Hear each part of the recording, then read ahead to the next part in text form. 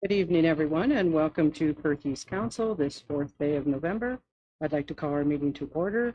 If everyone could please bow their head for a moment of reflection.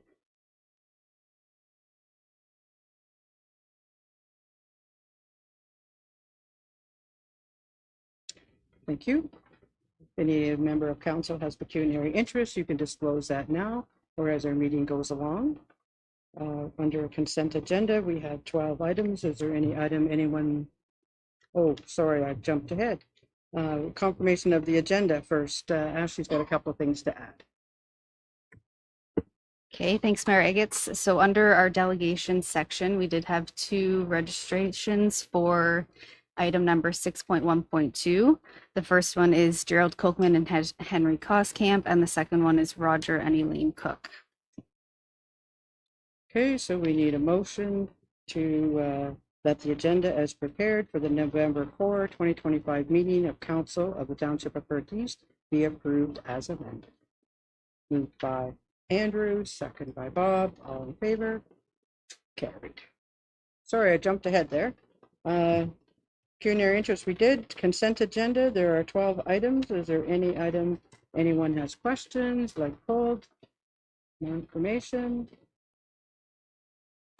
Seeing none, we do have a motion that items 5.1.1 to 5.1.12 as set out on the consent agenda for November 4, 2025, regular meeting of council be received for information, and that the minutes of October 21, 2025 regular council meeting and the October 28, 2025 special council meeting be adopted.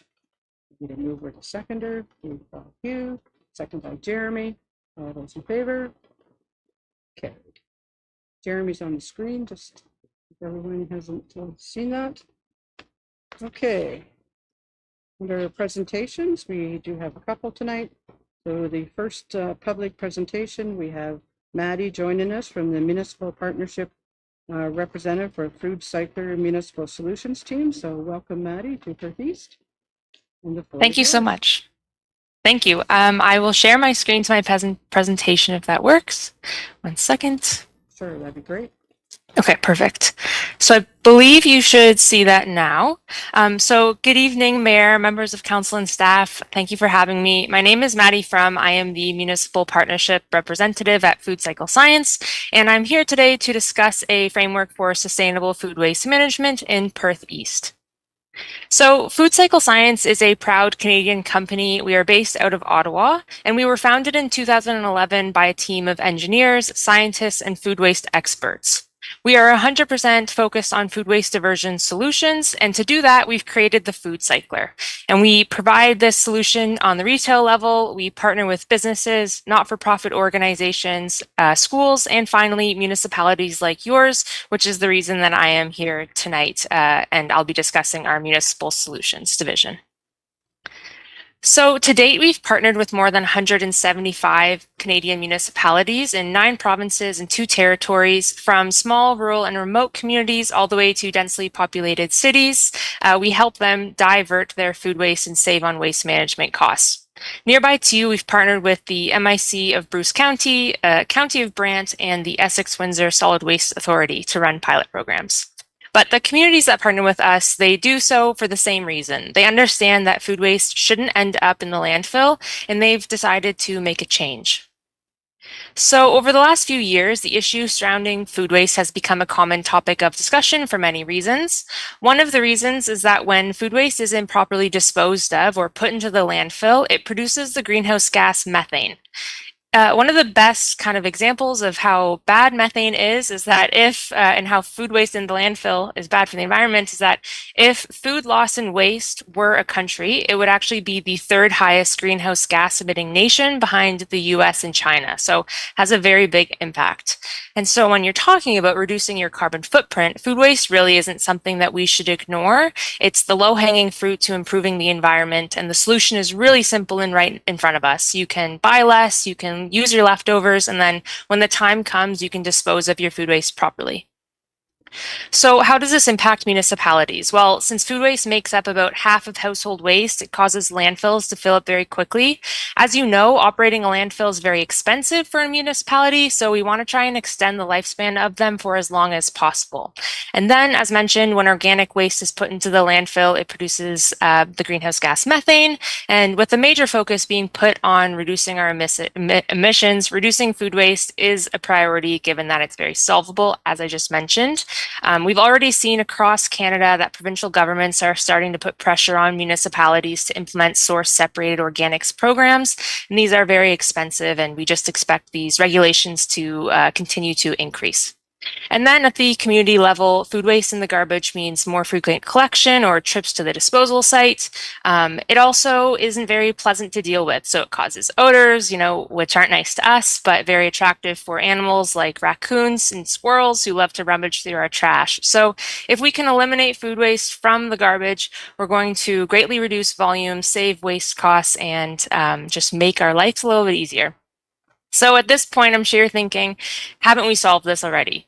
And yes, there are some options out there. There's green bins, which are common in big cities with high population density and the right infrastructure, but these can be cost prohibitive or operationally challenging to implement in a more rural area. We've also seen across the country, green bin programs struggle to get above a 40 to 60% participation rate, meaning that a lot of organics still end up in the landfill, and this isn't necessarily solving the problem. And then some people in your community might backyard compost, and I'm sure we'd all agree this is the ideal solution, but unfortunately, backyard composting isn't feasible for everybody. It's not a year-round solution, and there's still the concern about it attracting bears and animals to your backyard. And then finally, you could continue to throw organic waste into the landfill, but the long-term impacts are costly and harmful, as I've mentioned. So at Food Cycle Science, we have come up with a different way to manage our food waste, making it easy and right in the home. Essentially, we've built an in-home, it's a small appliance. It's about the same size as an air fryer, really simple to use. You put your food waste into this bucket. The bucket, when it's full, goes back into the machine. You push one button, and then in a matter of hours, your food waste has been recycled.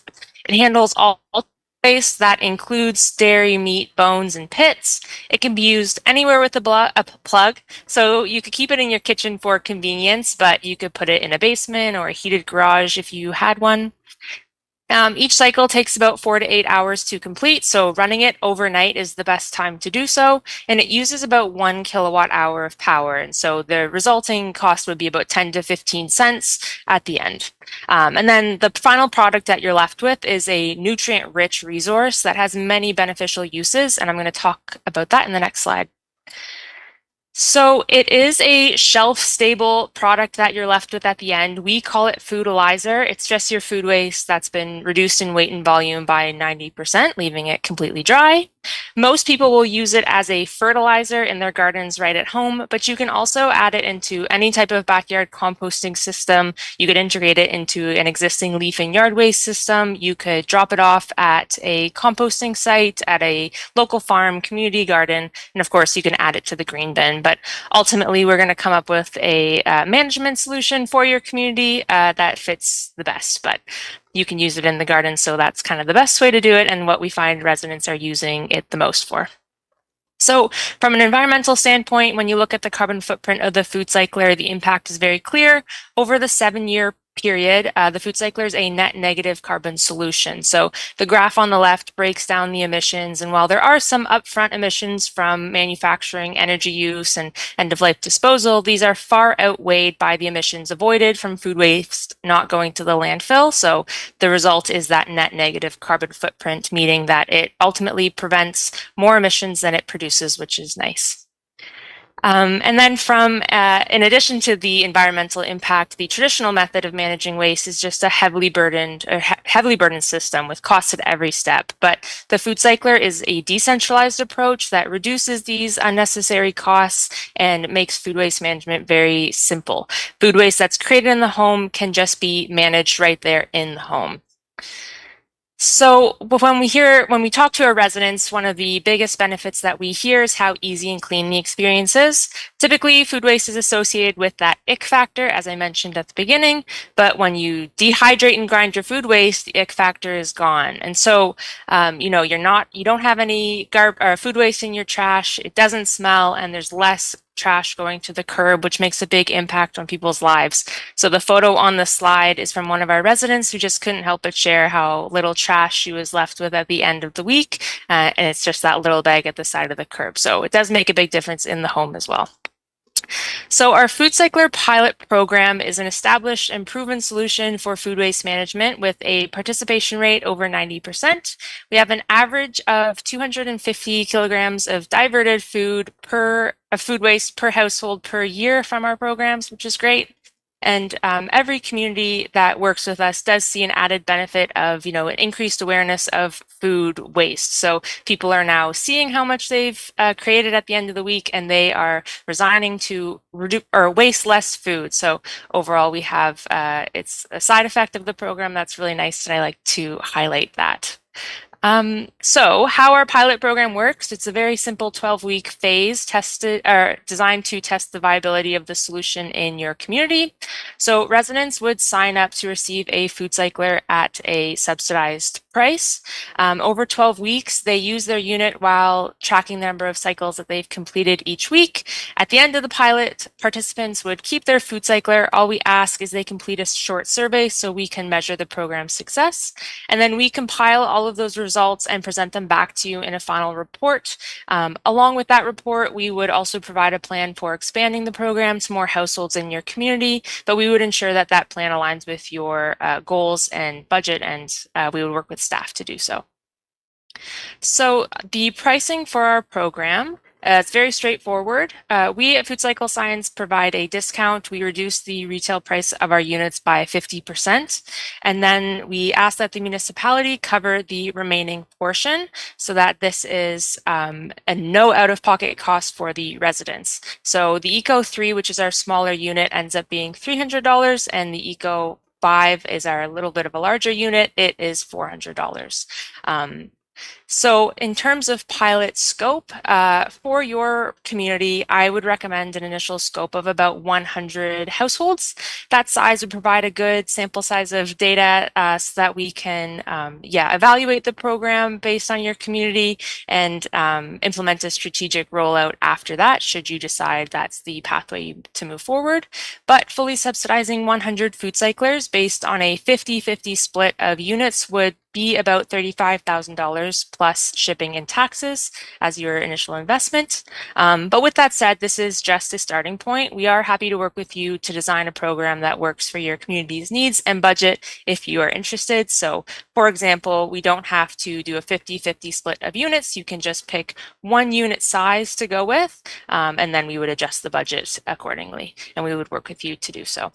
So lastly, here are some reasons that may resonate with you as you consider whether you should pilot with us. The first is that you have the opportunity to trial this technology at well below market rates. The next is that you're going to be able to see some immediate and impactful benefits like waste diversion, lower disposal costs, and reduced greenhouse gas emissions. But overall, you're providing constituents with a low-cost service while being a steward for the environment.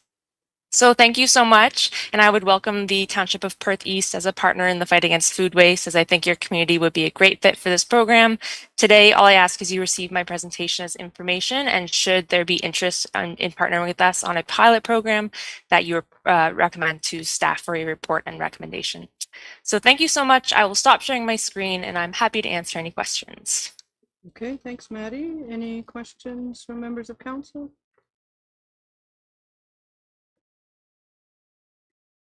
No questions, no comments. We do have a motion. Let's see where it goes. Okay, that the Council of the Township of Perth East received a public presentation from Maddie From, Municipal Partnerships Representative with Food Cycler Municipal Solutions regarding a framework for sustainable food waste management for information, and that council directs staff to prepare a follow-up report. We have a mover and a seconder for that. We have a mover moved by Bob. We have a seconder. Amanda, comments or questions? Bob? think the problem for most rural municipalities is that waste management is on a user pay basis. So to add the cost to the municipality, it's not something that is easy to do. But if we could find a way to incorporate a pilot project like this, it certainly is intriguing to divert waste. And we all have problems with our landfills going up. So I would be interested in hearing what staff could come up with in regards to offsetting the costs and what the experience might be from if there are neighboring municipalities. Okay, Amanda? I think I would echo a lot of what Councillor McMillan would say. I think to add, if there were grant opportunities at other levels of government to access.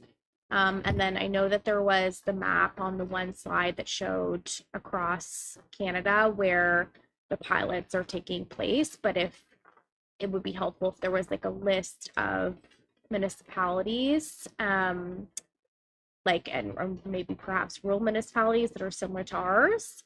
I think that would be helpful because in the dots we can't really zoom in to see. I think it's helpful from like the big picture, but that would be just sort of a takeaway for me. Okay, thank you. Anyone else? No? Okay, all those in favor of staff bringing a report back? Opposed? Carried. Thanks, Maddie. Great presentation. Thank you so much. Have a great rest of your meeting. Yeah, you too. Have a good night. Okay, our second public presentation is from the County of Perth, and joining us tonight we have Tyler Sager. He's the Manager of Legislative Services. We have Marvin Smith, the Perth County Forestry Inspector, and Daryl Harlick, the Prosecutor regarding County of Perth Forest Conservation Bylaw. So welcome, gentlemen. I don't know if you all three want to sit at the desk or how you want to do it, or however you want to do it, that's fine, but Come on. Good evening. good evening. The floor is yours. Perfect. We should be good. Okay, excellent. So through the mayor, hello council, and thank you for having us here today. I'm Tyler Sager, County Clerk. With us is Marvin Smith, the Forestry Inspector, and then to my left is Daryl Howerlick, the Prosecutor. We're presenting an update on the Perth County Forestry Conservation Bylaw 3836/2021. This is a review process for gathering feedback on the proposed bylaw. This part of our lower tier consultation roadshow has been directed by County Council, and that is why we are here today. Excellent. So let me start with some context about why this bylaw matters. Perth County's Forestry Conservation Program exists to regulate the tree destruction and injury with the goal of improving our forest, soil, fish, wildlife, and water resources. Now, the reality is concerning. Perth County has only 9% forest coverage. To put that in perspective, our neighbor Huron County has 16% coverage. We have significantly fewer woodlots than comparable regions in southwestern Ontario. This makes the protection and proper management of our existing forested areas critically important.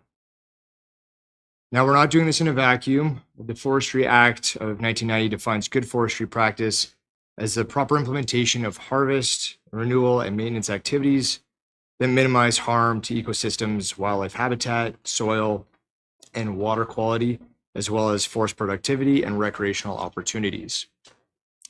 Additionally, the Municipal Act of 2001, Section 270, requires municipalities to adopt and maintain policies for protecting and enhancing tree canopy and natural vegetation. So this is not optional, it is a legislated responsibility. So a little bit of a bylaw review timeline. It is shown on the slide, but I'll walk through it a little bit. In March of 2024, Council directed the Agricultural Working Group to review the existing bylaw. Moving through to April and May, staff completed some research and reached out to comparative municipalities, particularly the Oxford County model, with respect to the appeal and exemption process. And again, this was on behalf of the Agricultural Working Group. Moving forward to July that year, the working group received the detailed municipal comparison and analysis. And then the working group in December presented the proposed updates based on the comparison and the feedback. And then the final recommendations from the working group in April 2025 were completed. So moving forward from there, we kind of go back a little bit to get to where we are today. So looking at May of 2025, The Agriculture Working Group submitted their report to County Council with proposed updates. And then in June of 2025, County Council reviewed everything and directed staff to consult with all lower tier municipalities. And that's why we're here tonight. And then also to host a public open house, which we'll talk about a little bit later on. So today we're here for a council. This is our third stop. We have one more November 17th at North Perth. And that'll complete the consultation period for the lower tier municipalities.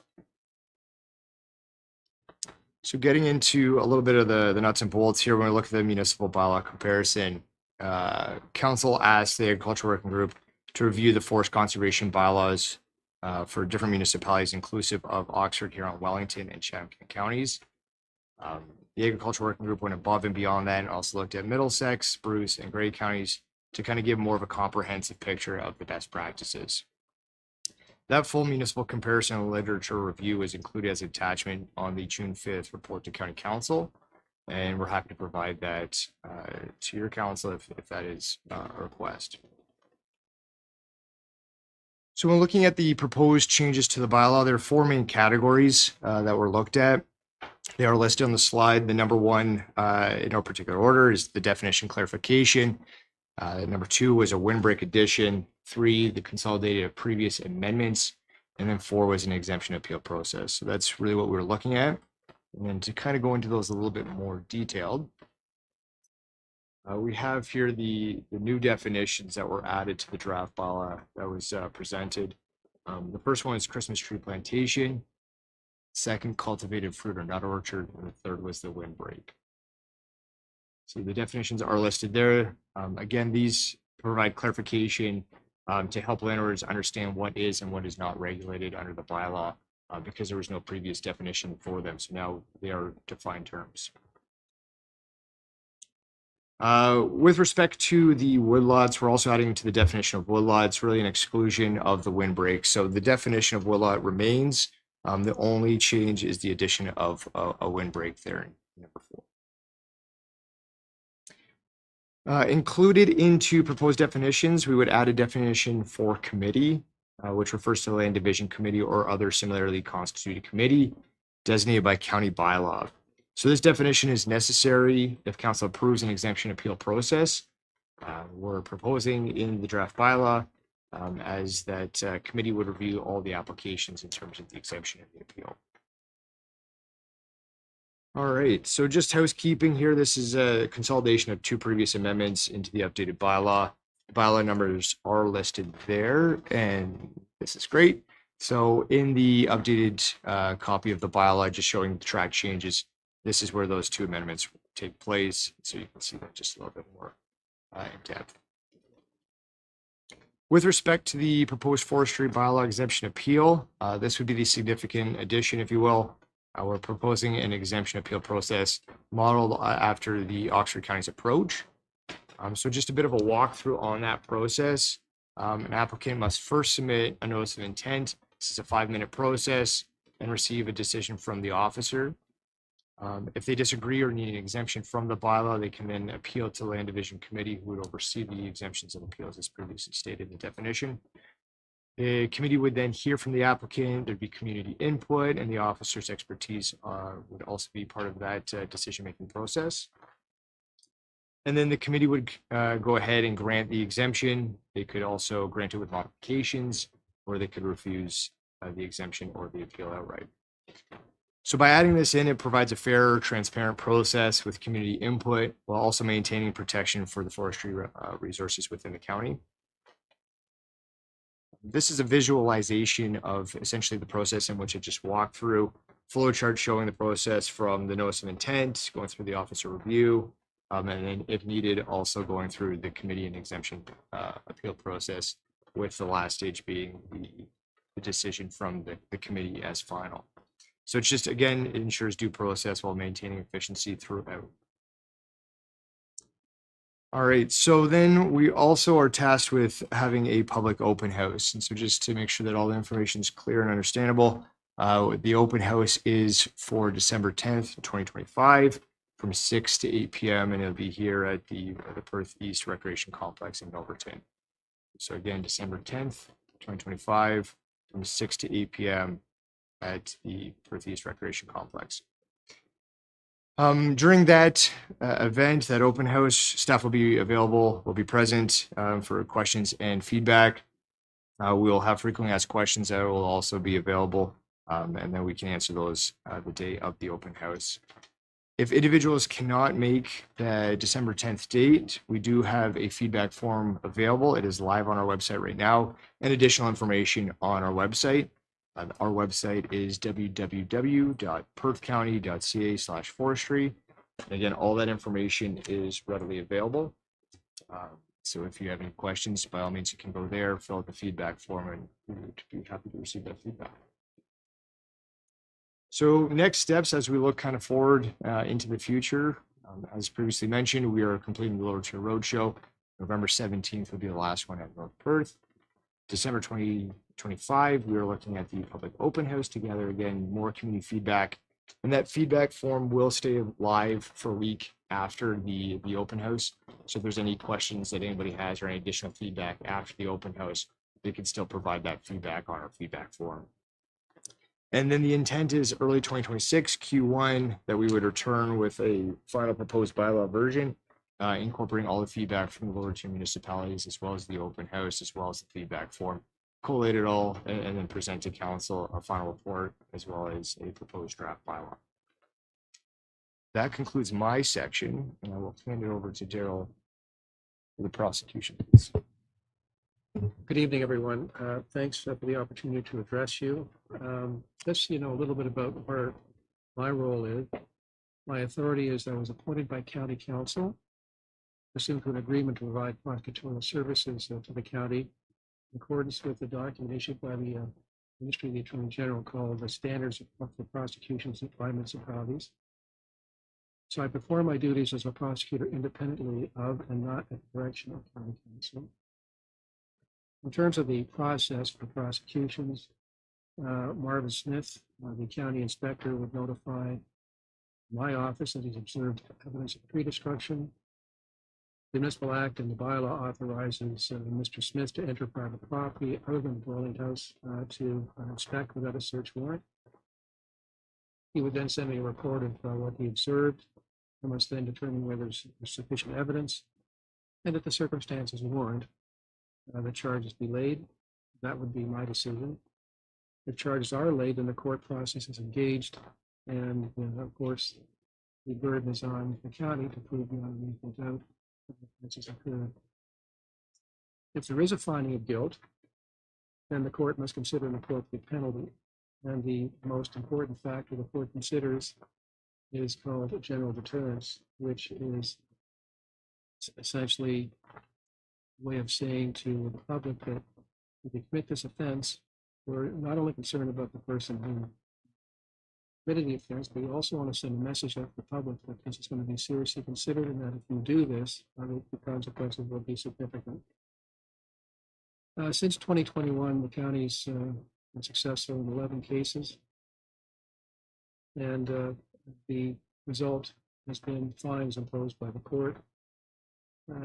Recently, there's been a move to increase those fines, and I can tell you that in a case recently completed in Huron County, the defendant destroyed 6 acres of trees and also disobeyed a stop work order, and the total fines imposed were $400,000. So this is becoming a very serious offense. And in addition to that, I might point out that there's a 25% fee that must be paid to the province on a surcharge. So from the defendant's perspective, it's a very significant case. Going forward, in my role as prosecutor, I will be seeking significant fines. So obvious from the remarks of Mr. Tyler that we must protect what little forest cover we have left in Perth County. And that would be part of my role.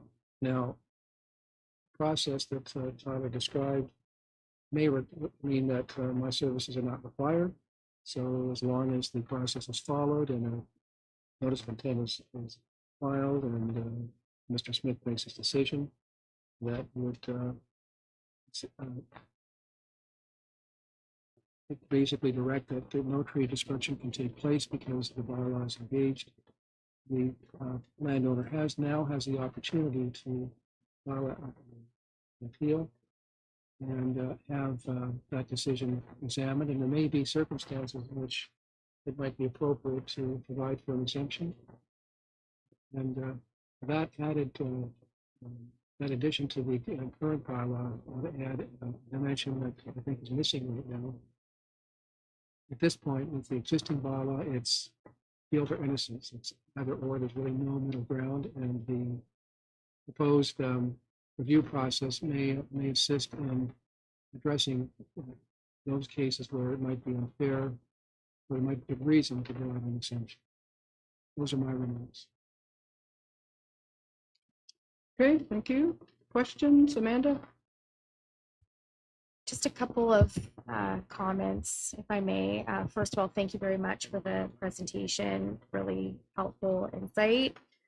I do want to preface my comments with just a couple things. I don't want to offend people, but so I love trees. My family has a farm. We plant trees. My brother grows native plant species. We really love trees, but I know when I was running for re-election, I had sent a flyer out in the mail, and part of it says that I'm from a Century Farm.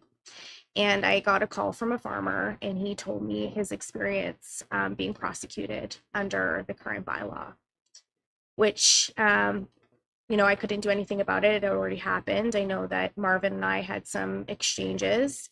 I've come to since learn of several other farmers in my ward in Ellis that are being prosecuted, which I'm deeply concerned about. And I'm concerned about people going on farmers' property as it goes against some of the Ontario Biosecurity Act that the province has put out, and how much taxpayer dollars and resources is going towards prosecuting farmers and how we interpret the bylaw. And as the bylaw currently stands, it goes beyond the scope of what the province asks us to do. So just a bit concerning to me, and I wanted to share that since we have you guys here. So, thank you for coming, but I just wanted to share my concerns and my perspective from hearing from people in Ellis Ward. I also just wanted to offer a comment.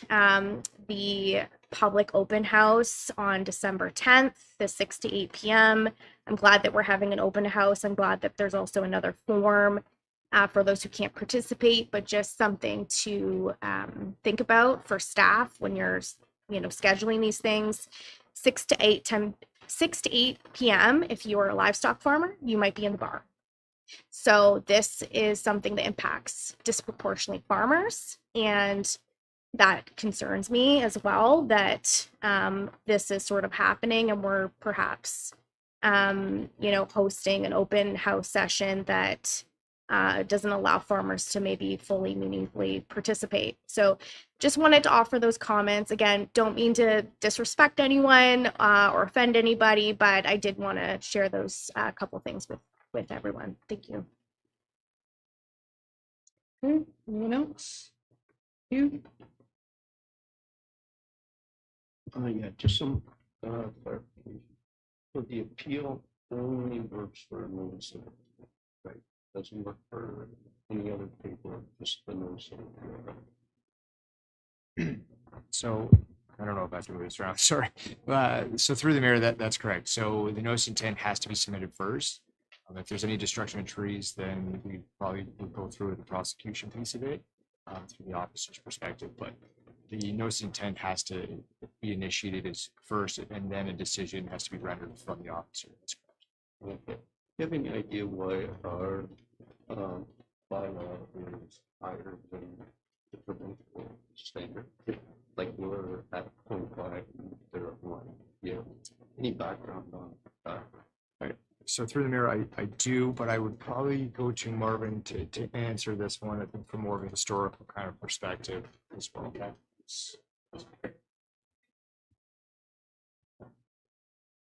Just please turn it on, yeah. Good. Okay, we get that question a lot, and I think the best thing is to look historically at it. It used to be that there was no designation by the province as far as 1 hectare in legislation, and woodlots in Perth County that were protected have been 1/2 acre or 0.2 hectares for decades, possibly for 75 years of the bylaw, but certainly for 50 years or longer. I know that for a fact. The reason that there was a change was that the forest conservation bylaw, the enabling legislation for the bylaw used to be the Trees Act. And then in the year 2001, the Municipal Act became the enabling legislation.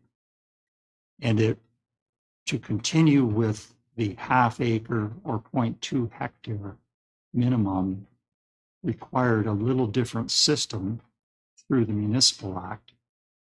The upper tier municipality was only able to regulate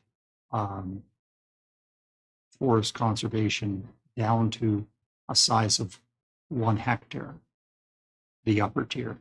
The lower tier could regulate as low as individual trees. That's the way it stands. And that change occurred in the year 2001. But to continue with the 1/2 acre, 0.2 hectare limit, what the county and the lower tier municipalities have done is to have a delegation of authority from the lower tier to the upper tier for 1/2 acre, 0.2 hectares up to 1 hectare to maintain the same as what historically was done. That's the reason for it. And another question on the, it talks about the clearing of the edge of the field and stuff like that of overgrown by seeding or saplings, but what about branches? Like a lot of times, the branches are way out over, so our branches covered, that can have branches. Is that referred to in the bylaw? I'm just, Yeah, it's number 12, and there's no 12. section 12 then. Section 5 exemption, number 12. Oh, okay. Yes, all right, I know what you mean.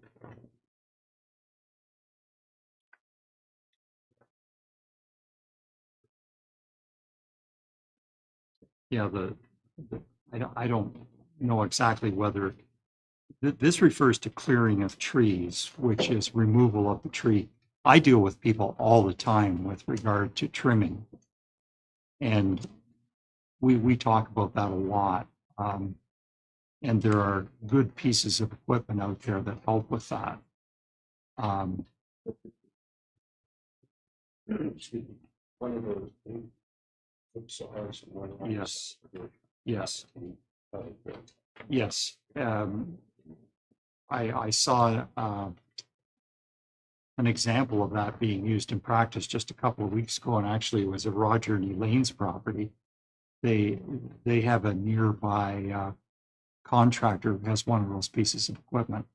And what I recommend to landowners is if they're in a typical crop rotation of corn, beans, wheat, the thing to do is to do this kind of thing after the wheat harvest. Have lots of time, use these pieces of equipment along the edge of the woodlot, and can do a really good job of doing the trimming. No problem with that at all. And then that keeps the branches from scratching and combine and things like that.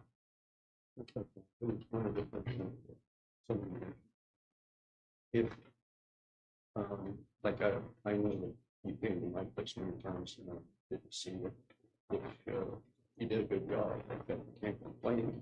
But the only one is that if like I understand when you give the notice of intent, you're giving permission to come on the property. But if you were going out and somebody had made a complaint, you were going out checking on the complaint. The thing I've wondered was if for some reason, say you uh, with the farmer or whoever then be liable? Like, where would the liability be if something happened? I'm not sure. Daryl can probably answer that. So, first thing is that it's not really, it's not really a topic of the bylaw.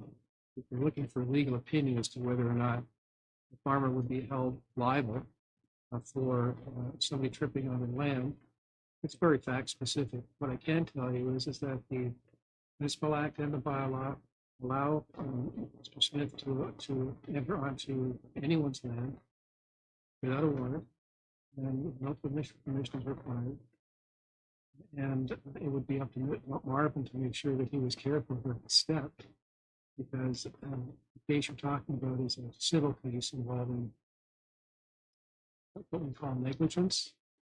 And generally speaking, it would be up to Mr. Smith to make sure that he was very careful where he stepped. I think Mr. Smith has been doing this now for at least 20 years, maybe longer, I think longer. So far, he's not tripped over anything. So I think he's very careful when he enters onto somebody's property, and for good reason.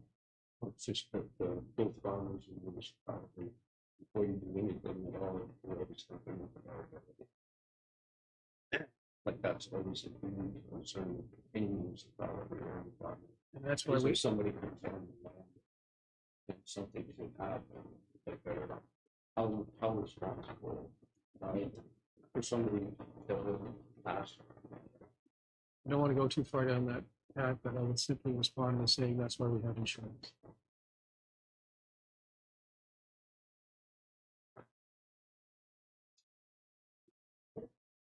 Anyone else? Questions?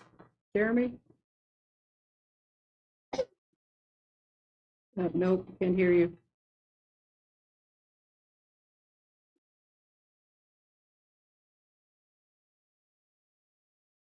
Okay, how about now? You are on. All right, great. So when we're laying these charges or these fines, and we're successful, where does this money show up in the county budget? Is there a line item that shows up as an income and in the clerk's budget then for Tyler, and does that get invested back into trees, or what happens with that line item when we are successful?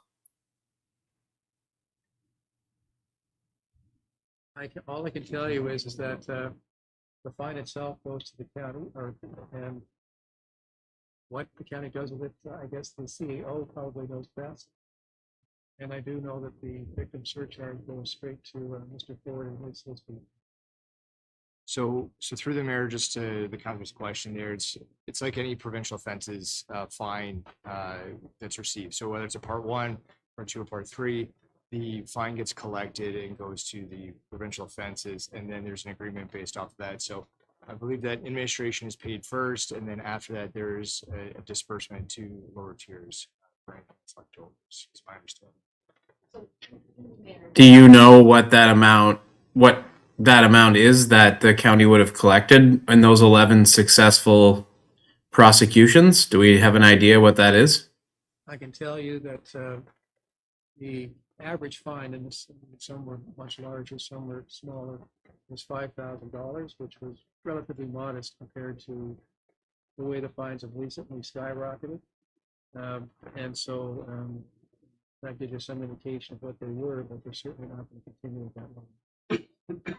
Thank you. Through the mayor, just for clarification, so Tyler is correct. The fines are paid, they go into provincial offenses.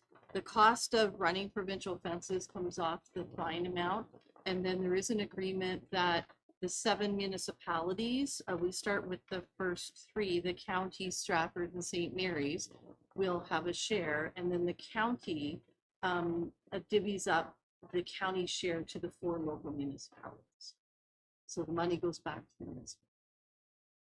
So in a fine that's paid in Perth East, that's been attributed by the county, that gets shared amongst Stratford and St. Mary's as well, or straight back to the county? So through the mayor, that fine is the exact same as any other provincial offense, as Lori just described. That it goes back to the fund, administration's taken out, goes to the three that's mentioned, and then our share of the county gets dispersed.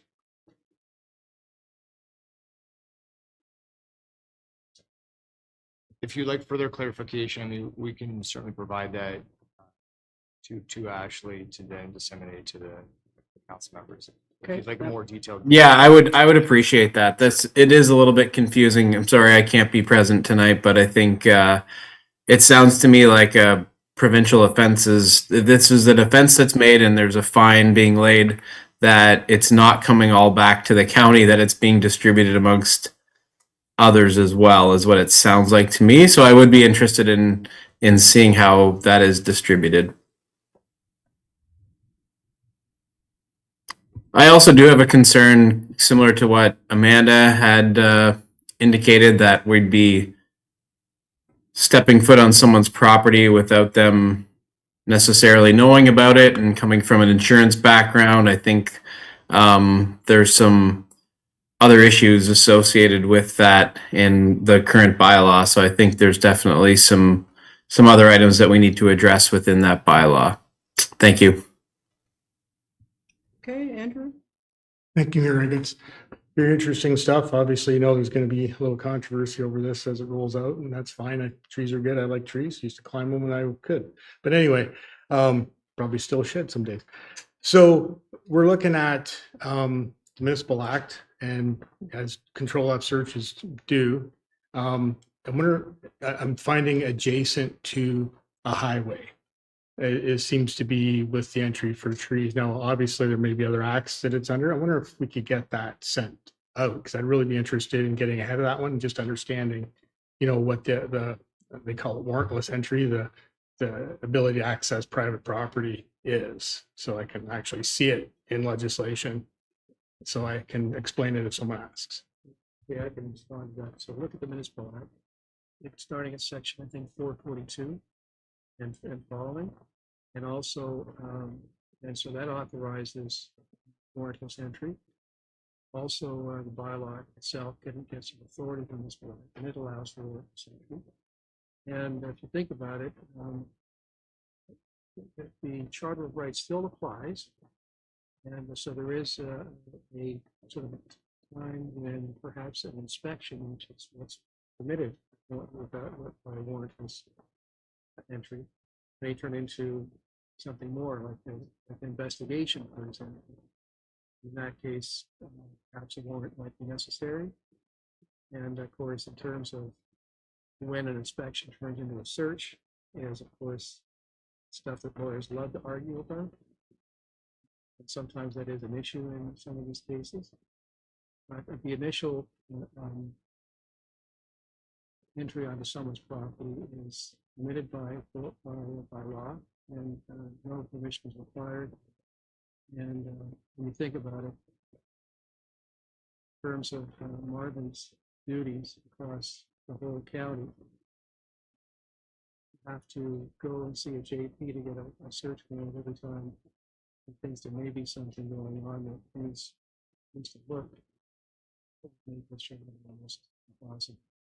And this, as I said before, is a provision in the Municipal Act, which means that it's progress. It's not just restricted to the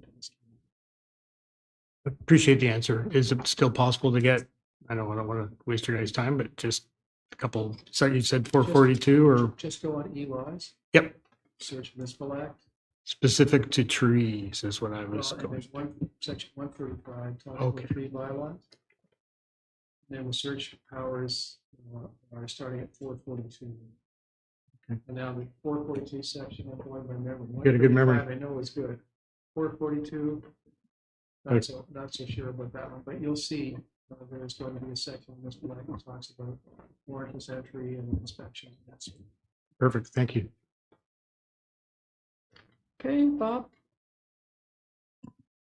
Not so much with the bylaw, but just the open house in December. I think it's prudent to include the end users and the loggers, their input or their feedback. I go back to say the Emerald Ash Borer where we pretended like it wasn't around and we were hearing feedback. Council from the end users that was here, we were hearing that it was around by the loggers, and yet we pretended it wasn't. So had we made some adjustments to the bylaw, we could have saved millions of dollars. Instead, we pretended like it wasn't here, it wasn't coming here, and it wasn't very long after CFI had been here. So I do think it's prudent to encourage loggers and movers. I know it's not sort of related to the bylaw, I don't think communication is more willing. That's something to do. May respond, there actually was an amendment to make an exception for the amendment. Actually, there was and so you won't see it in the main bylaw. There was an amendment made, which it provided to those that there was actually an exception passed with respect to ash trees that were being destroyed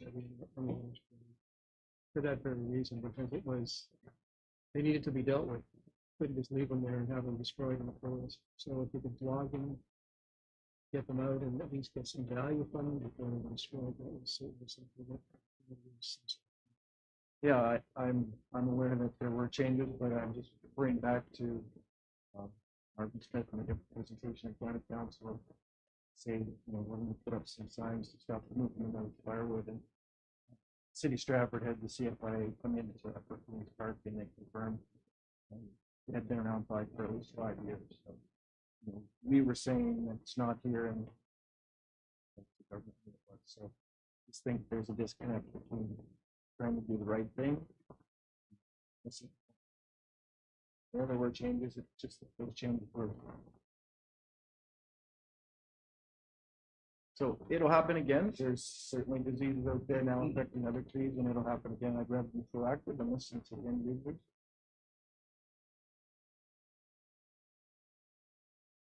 Okay, anyone else have anything else?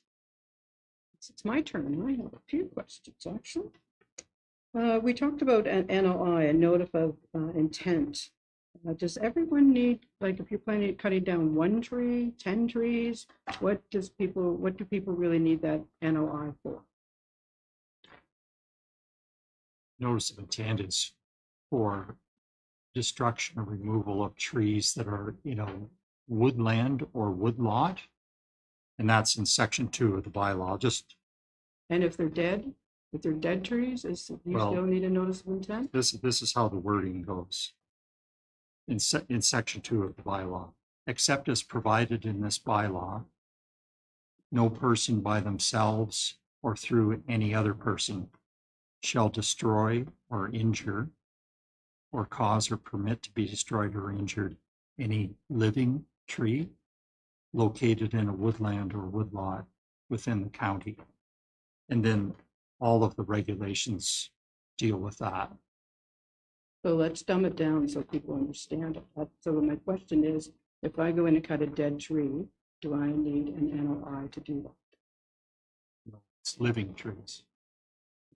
But just so people I'm trying to get clarification on things. So if you don't get an NOI, I think Councillor McDermott talked about this, you cannot do an appeal. Is that correct? That's the only way you can appeal, is if you do a notice of intent. So someone gets charged and they didn't get a notice of intent, they have no recourse to appeal. Is that correct? I'll let Tyler That's answer how the that. bylaw, that's if these amendments are enacted. Okay. You have to comply with the bylaw in order to trigger the appeal process. And further to that, so through the mayor, further to that, as soon as a tree is destroyed or injured that is living, it can no longer follow that process because it is subject to potential prosecution. Okay. So here's one. If trees fall down in a field and the farmer pushes them back into the field with their tractor, will they be fined? Again, I think that's probably a question for me because that's sort of a legal question. And so the intent of the bylaw is that care must be taken not to injure or destroy a tree. So how it's pushed into the woodland off the field is sort of the key. Take care and you put it, you don't injure or destroy a tree when you push it out of the way, then there's no offense. Now, How is that possible if you're pushing it back into the tree That's or what- into the bush? well, that is a problem, and so maybe there should be another solution with respect to how to deal with that tree. Now, the other thing I might say is, just because there's been a minor injury or a tree or two because of that, I mean, Mr. Smith has a discretion. He doesn't have to charge every time somebody does something that finds a problem. And if I look at a set of facts and I'm saying to myself, is this really worth prosecuting? Is this the kind of thing that really wants to prosecute? Because it's not just the fact that it's expensive. It's not just the fact that taking a lot of resources from the court system. But, you know, it's also, we want the bylaw to be applied in a way that's not draconian and fair, perceived as being unfair. But there is some discretion with respect to how it's enforced. Don't want this council to get the impression that every lawyer would strip a bark off a tree would trigger prosecution. That's not certainly the way to assess charge. But I guess if I had 5 trees and I piled them in a pile in my bush, probably I would be charged. It depends on what happened, how they were filed, how many trees were damaged or injured. Well, I realize that, but the bottom line is, yes, people could be charged. Yes, they could be, because technically, like anything, a technical breach of law, whether it's a traffic violation or the tree bylaw. Yes, potentially anyone can be charged if there's been a breach, but you must understand that even a police officer exercises some discretion as to whether to prosecute, and the county does the same. If I may, so through the mayor, just additional kind of point to that. I think that previously mentioned by Councilmember Mellon too is communication. And so with those situations, I think it's imperative that the community knows and understands too that Marvin is available. So if there's ever a question of, can I do this, or before I move these dead trees and this is where I'm trying to locate it, reaching out to Marvin is always an acceptable course of action. Marvin's very responsive. Well, I realize that, but as a farmer and I'm in my field and I have half a day to plant my wheat and I got 5 trees laying down in my field, probably the last thing in my mind is I'm going to call the tree inspector, right? The first thing you're going to do is go grab the tractor and shove it back in the bush and then deal with it another day. But if I shove them back in the bush, there's a good chance I'm going to be fined, because if I make a pile, that's going to throw out a signal that I've done something I shouldn't do. I think the problem is that law is like a butter knife trying to cut through a steak. It doesn't really distinguish too much. All the laws are the same. They wash across everybody the same, even though situations are not the same. So often the application of law seems to be and appears to be unfair. No system is perfect. And I think that Tyler's suggestion that the best thing to do is to keep the county informed is probably the best. No one wants to penalize a farmer for putting food on the table. It's not it is. But you must understand that no law can provide for every possible exception. So that's where the discretion of the county comes in terms of whether it's appropriate to charge someone.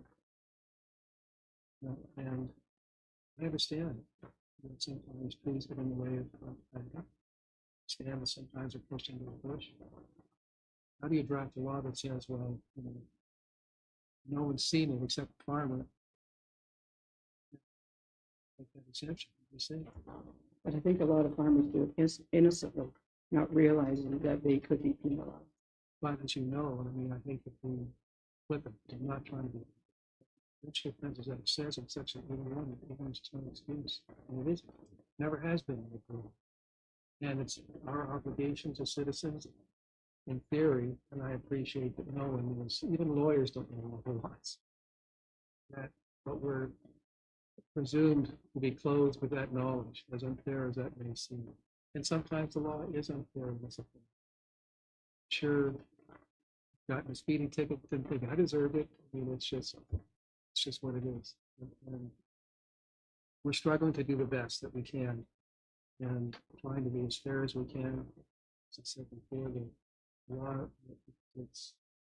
they use a very broad brush, and so it's up to Martha Smith and someone like myself to exercise a discretion in the appropriate case. And now the bylaw is going to be amended to provide for a process whereby if that notice of intent is filed up front, there's a process for actually looking at a particular situation to determine whether or not there should be an exemption. So this is a positive thing that takes the bylaw out of guilt or innocence to I've got special circumstances. So I want to trigger this review process to see whether or not I have a good reason and I'm deserving of it. Well, perhaps county council needs to look and shrink that brush a little smaller so that farmers don't get. You're more than welcome to suggest wording. Yep. Okay. So Thank you. I mean, so that would be the suggestion that I make. Again, we're in the process of amending, so this is the time to do it. Okay. My next question: does the county work on complaint only, or how do people get charged? Yeah, the information comes to my attention through things that I hear through county staff directly from people who are concerned and what I see. So you don't drive around, and if you see something, you go in and charge them? If I observe what could be an infraction, I will investigate. Yes.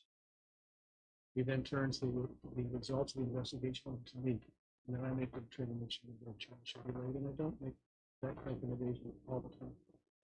Well, I'm not saying you do, but I don't like the process. I think it needs to go to council, and I think council needs to know what's going on before we start prosecuting people, because we're paying, and I don't mean any disrespect, we're paying you gentlemen to look out for this, but you get the say and we don't. So I think we need to tweak something so that council has a better understanding. We talked about these 11 cases. County council isn't even aware of that there has been 11 go through. There is a problem is that there has to be a separation between the county and the prosecuting authority. I realize that. And so you can't have the council make the call as to whether or not there should be execution. And that's just what the law is. And so that's why our Crown prosecutors, for example, are independent. They exercise independent judgments on the charge of delayed. It's not a political thing. That autonomy between making sure that charges are not political and are based upon the facts, that distinction is something that's very, very important and necessary. Okay.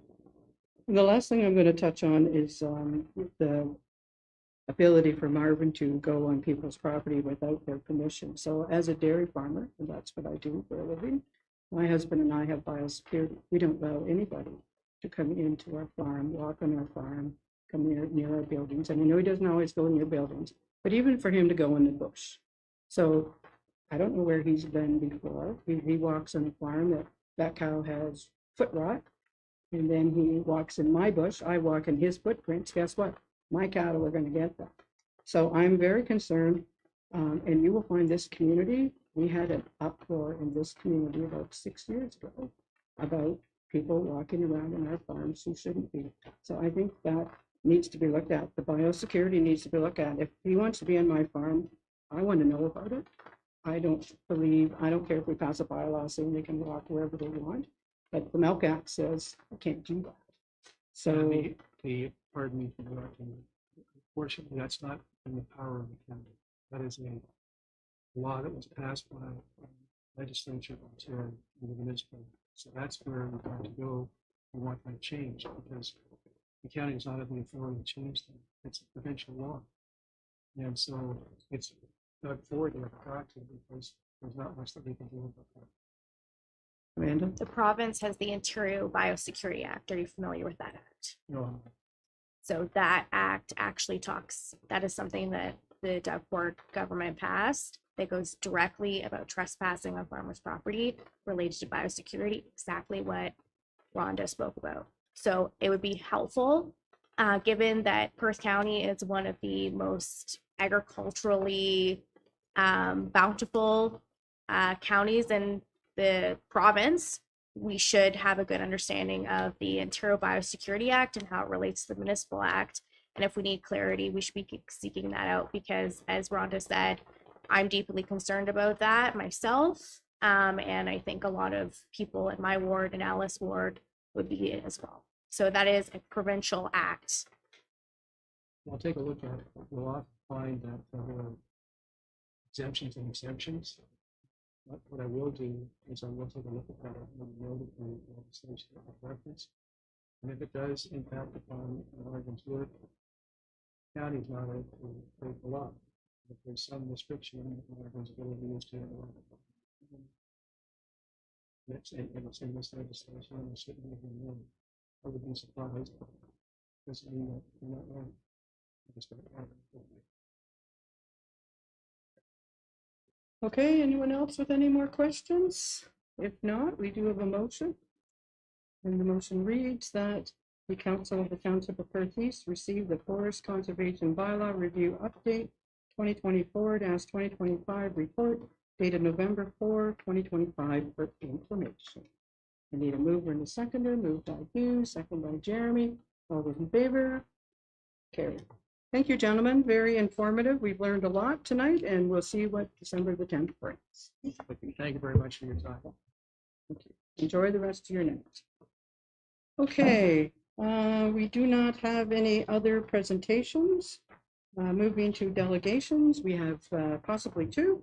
We have tonight with us Henry Koskamp and Gerald Kochman.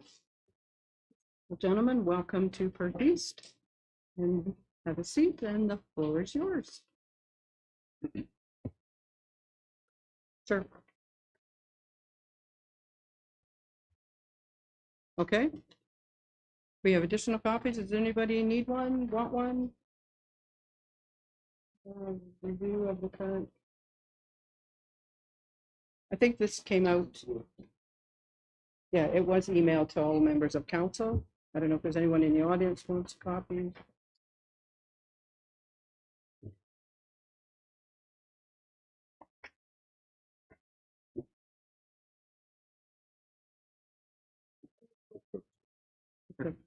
Well, he's getting them there.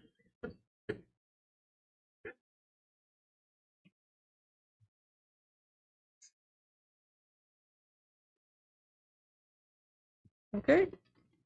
The floor is yours, gentlemen. Is this on? Your worship, Mayor Eggets. So, thanks for allowing us to make a presentation. Gone through for my voice. I think I caught something today. Maybe talk too much. I don't know. We're taking a different approach here. We want to encourage tree planting. We want to incentivize instead of penalize. That's the focus of our presentation. Okay? And we want to, we hear a lot of trust, lack of cooperation with the current system, how forestry management, forest conservation is handled. Going to the 1 hectare, just because something historically has been done does not mean it's correct. And we are governed by acts. So the municipal act said, and the forestry act, the beauty about these acts from the province is they do not contradict each other. They do not. One never contradicts the other. You brought up the thing about the Biosecurity Act. That would impact municipal. So that would probably get rectified. We have provincial planning statements. They are updated frequently. And some of those things updated through the provincial planning statement. I was just hearing the previous conversation. I'm going to get into our presentation, but I just want, if you allow me a bit, in our document that we prepared, we did send it to for fees. We don't have, I think Henry's printer went on the fritz this morning. A lot of copies, paper copies, and we were hoping electronically that people have copies. In our, what we went through the bylaw exactly as it is. The copies you see in front of you, we made the changes are in bold black ink. So it's not any, oh, there it's up there. There you see the changes, okay? Everything else is the same. So we just went through the county bylaw, and we, as farmers, we're a couple of farmers from Perth County, and we have been consulting with other farmers, farm groups. This document is currently being circulated in three major farm organizations right now. One of them is pretty close to endorsing this. We're going to be making presentations to them too. So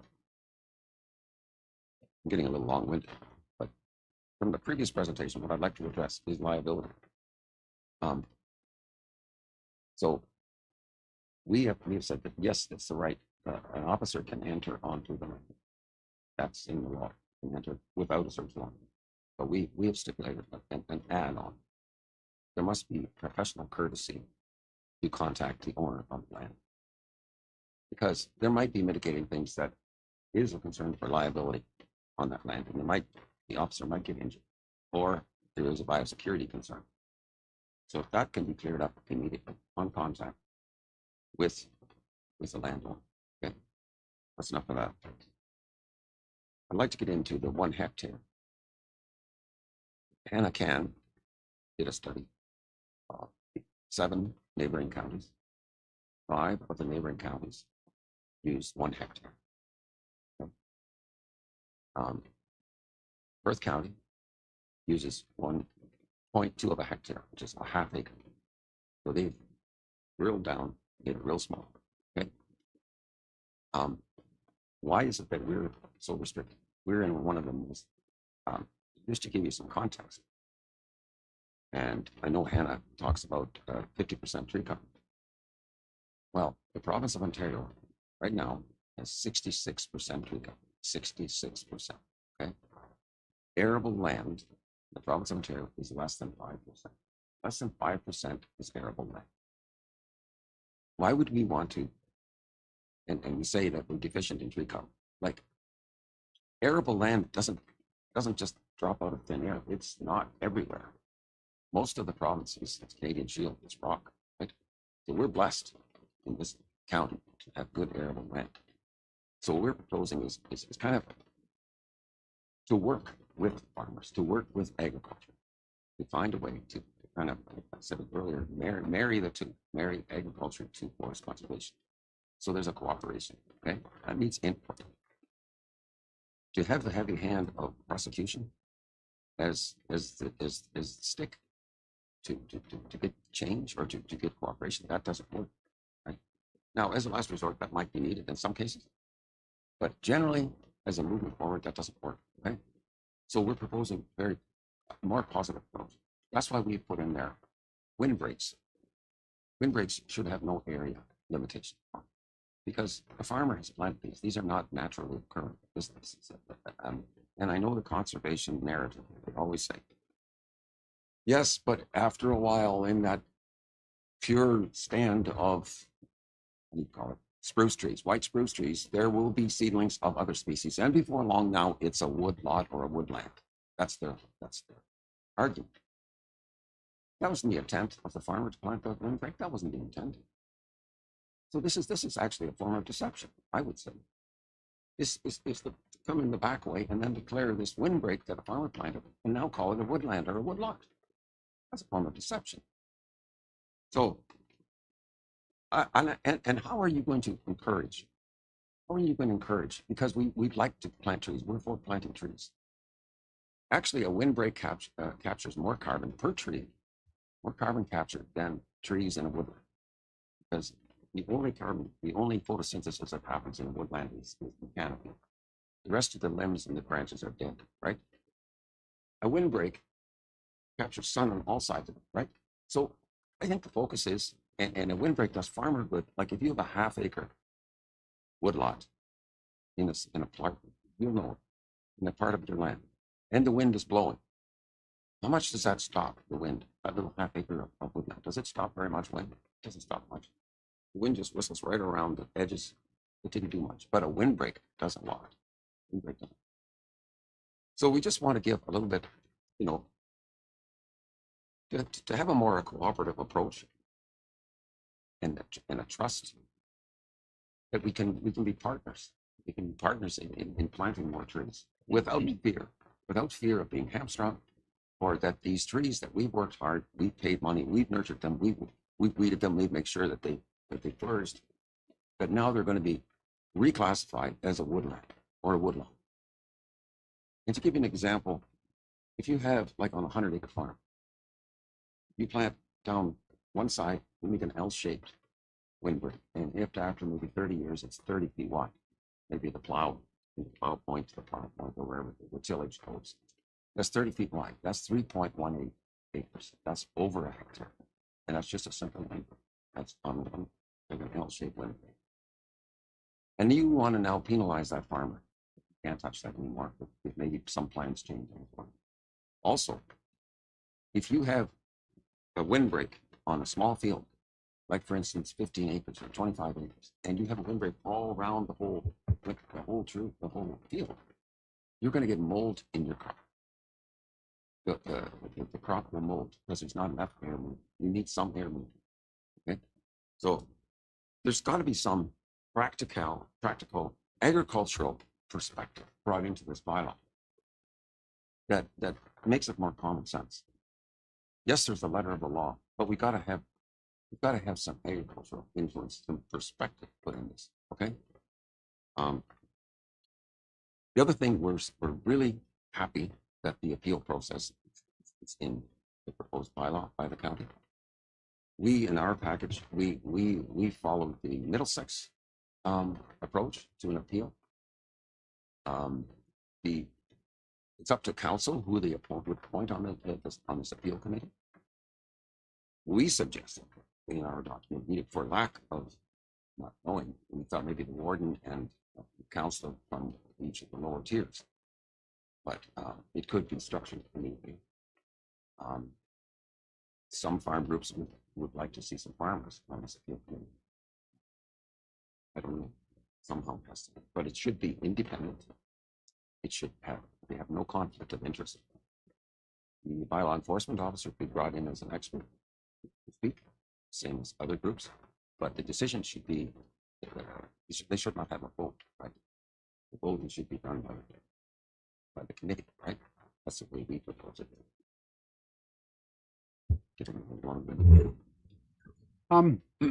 Where did this come from? We are farmers who feel under the current bylaw, planting trees is not a good environment. It's not a good decision for us. Okay. So rather than be frustrated, we said, we're going to write a bylaw that would be a safe environment where we would want to plant trees, because you heard the problem. We don't have enough trees.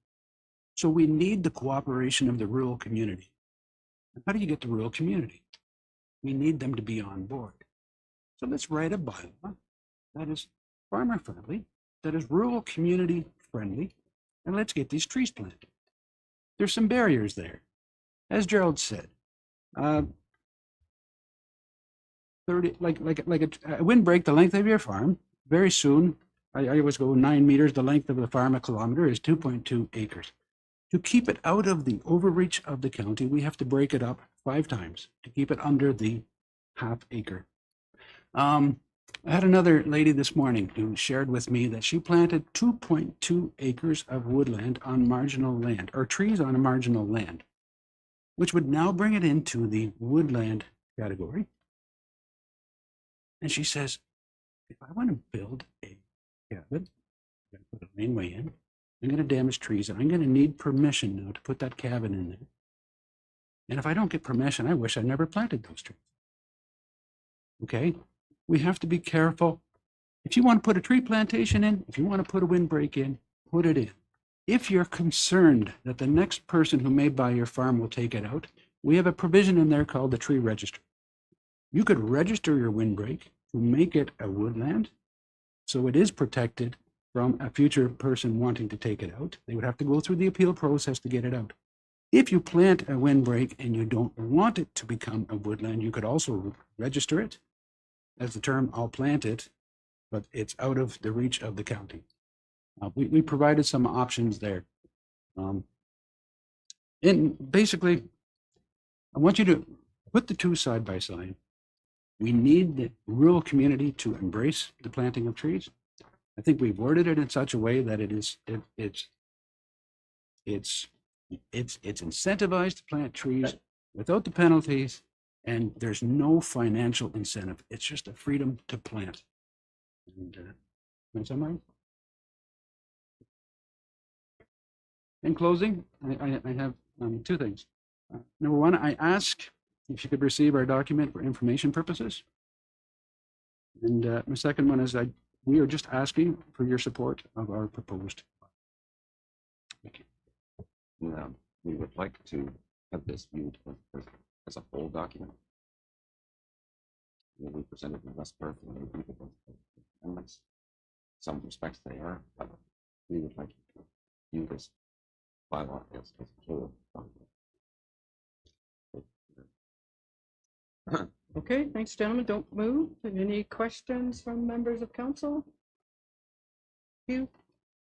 Oh, no, I actually agree with you. If I buy a tree, I pay for that tree, I plant it on my private property, my tree. And I've had that, I've said that since I've been 16. So, no, I agree with you that turning it into parkland for somebody else. Anyone else? Questions? No? Okay, then we do have a motion. We're just procedurally, what we're going to do is receive your delegation for information. Then we're going to give the cooks an opportunity to speak if they wish, and we'll receive theirs. And then if there's something council wishes to do after all that, then we'll have another motion. So just so you know what we're going to do procedurally. So right now, that the Council of the Township of Perth East received a delegation presentation from Perth County farmers Gerald Copeland and Henry Koskamp regarding proposed amendments to forestry bylaw for information. Moved by Amanda, second by Hugh. All in favor? Carried. Thank you, gentlemen. Very informative. Next, we're going to move to Roger and Elaine. Do you wish to make a presentation or speak on anything? You're welcome to come to the table. First off, Please come to the table and you wondered where the money went. Where to find it, like the start with. Years ago, when the city of Stratford built their landfill on the end of Romeo Street, they destroyed a woodlot. Very nice woodlot there. And they were brought to task by the forestry law that we're talking about today. And the city of Stratford was made to pay significant fine of $40,000. Now, Roger and I have been involved with the Upper Avon Conservation Club now for the last 30 years and worked with the Upper Thames. So that money was given to our group to plant trees in Perth East. And over those years, we planted over 35 different farms, windbreaks, shelter belts, protection along creeks. I'm very passionate about planting trees. Roger and I have planted 12,000 trees in our farm. Our windbreaks, I would die in my grave and roll over if I thought somebody would dig those. 9%, which is what our tree cover here in Perth County, is not very much. It's poor. And he talked about all the tree cover in most of the tree cover is in northern Ontario. Let's face it, it's Crown land. It's not farmers' fields. And we have to respect this tree bylaw and protect what we have. I have seen farmers push dead trees into their bushes and leave a great big mess. Not all farmers are careful. Most of them are. And I think we have to really take this seriously, protect this bylaw. We don't want this bylaw to disappear. And you mentioned about these farmers who had trees and they had to get their wheat planted. But when did those trees fall down? Did they fall down in the winter and all of a sudden now they're worried about those trees in the field because they want to get their wheat or their corn or whatever planted? They had lots of time in when it was wet, when we couldn't get on the fields to work, etc. So Roger and I are very adamant about this bylaw. We think that we don't want to make too many mistakes in changing it. Another thing, I did agree with their little bit about plantations. In New Zealand, a lot of the young farmers plant a plantation of Ariad pine. That plantation is their retirement. They plant, 25 acres or whatever on their farms. When they retire, they harvest that, sell the wood, and that's their pension. And I agree that maybe when people plant a plantation with the idea that they're going to harvest it, I've heard that there's something to do with walnut trees. And Roger and I have planted plantations, and we've been told they're the only thing that's protected on our farm, that our windbreaks aren't protected. And we planted a plantation on the east side of our creek, and the county planner told me that it's a thicket.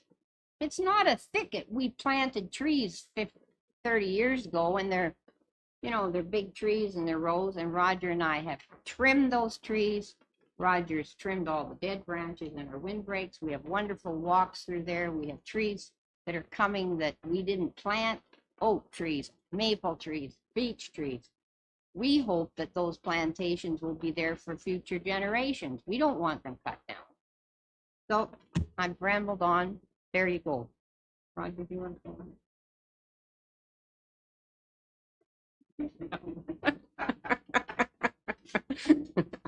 Any questions of Elaine? If not, we do have a motion that Council of the Township of Perth East receive the delegation from Roger and Elaine Cook regarding proposed amendments to the forestry bylaw for information. I need a move with a seconder, moved by Hugh, second by Bob. All in favor? Carried. Thank you, Elaine, for your comments. Is there anything else Council wishes to do? Any motions you wish to make before we move on? Bob? So as I've heard from everyone, I have appreciated Henry and Gerald's comments about coming with a more positive approach.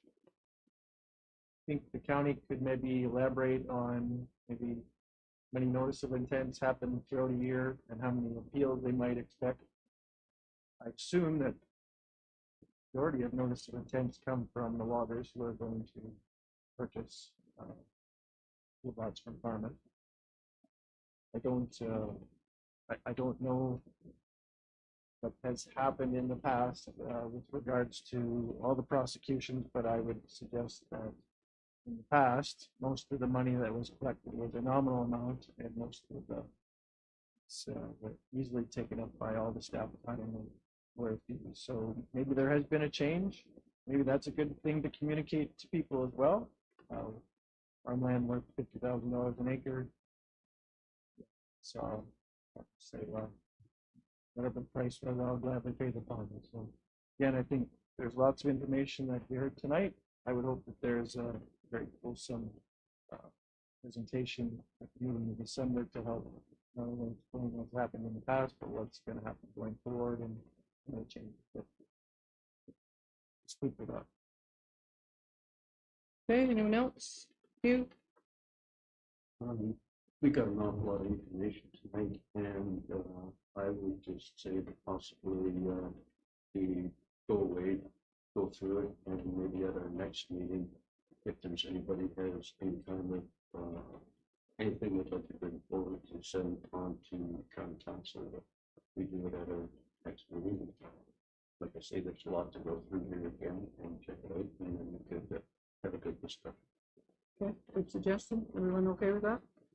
Okay, we will look at it again. Okay, thanks, everyone. Quick question, will that mean that this item will be a deferred item on our package for next meeting? Or how is that going to come up?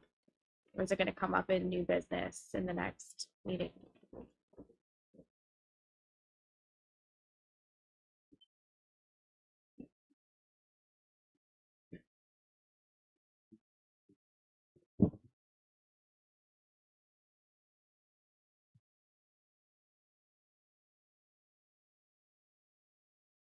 Okay, I'm just more so, I guess my reason for my question is wanting to make sure it's captured in the agenda so we don't forget about it. Right. That's my concern. You know, we get busy and there's a lot going on, and I just think it would be good if we are deferring what we want to do to give us time to percolate and think about it, that it be captured in the next agenda at some capacity.